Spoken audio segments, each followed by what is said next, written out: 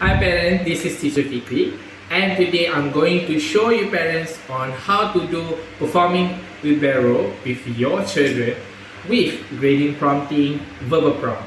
As you may or may not know, prompting means to guide or to assist. Teacher, how can I assist my children to do wheelbarrow with just verbal prompt? Afraid not, we're going to use verbal prompt to those kids who knows how to do it but need some encouragement to initiate or to plan their bodies out. Because sometimes they know but they just need some instruction, repetitive instruction in order for them to, oh okay, I need to do wheelbarrow. So what you can try at home, make it as a song. Kneels on chair, kneels on chair, hands down,